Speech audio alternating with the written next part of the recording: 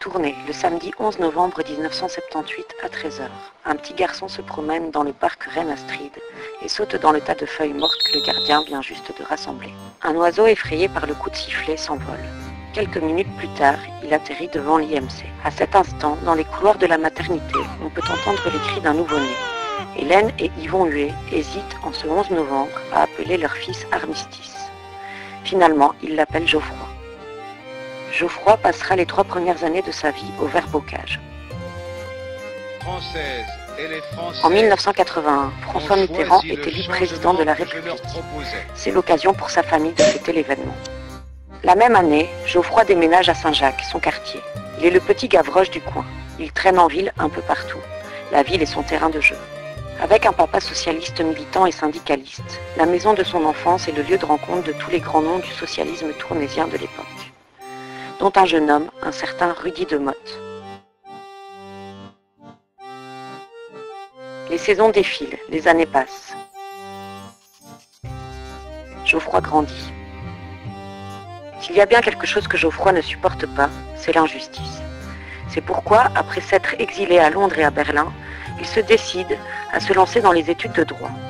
Les syllabis s'amoncellent sur son bureau. C'est donc l'époque où il commence à beaucoup travailler.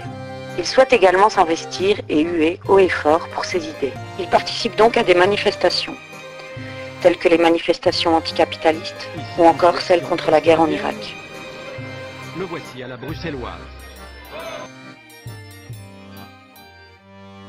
En 2005, Geoffroy preste serment et devient avocat. C'est à ce moment-là qu'il rencontre son Obi-Wan Kenobi, maître Poncin, dont il reste l'éternel padawan.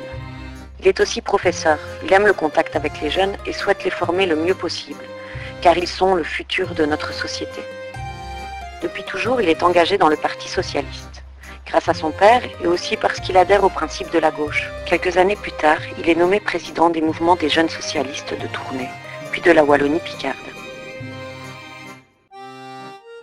Après toutes ces années d'investissement, Geoffroy devient le 37e candidat de la liste PS menée par Rudy de Motte.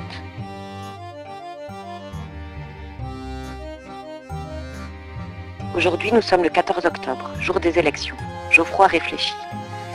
Et lorsque Geoffroy réfléchit, il a l'habitude de faire les 100 pas, de griffonner, de se passer la main dans les cheveux. Il pense à sa compagne Valérie, qui lui a apporté tout le soutien nécessaire. C'est sûr, ce n'est pas facile d'être candidat. Ça demande beaucoup d'énergie et de temps. Il pense aussi à ses amis, ceux qu'il connaît depuis toujours, ceux avec qui il a été à l'école, ceux avec qui il a fait la fête, ceux avec qui il a fait la découverte des jeux de rôle, ceux sans qui sa campagne n'aurait jamais pu être ce qu'elle a été. Les minutes s'écoulent, Geoffroy réfléchit, il fait les 100 pas, il griffonne, il se passe la main dans les cheveux. Il est l'heure d'aller voter. Voilà, les dés sont jetés. Que lui réserve le destin ?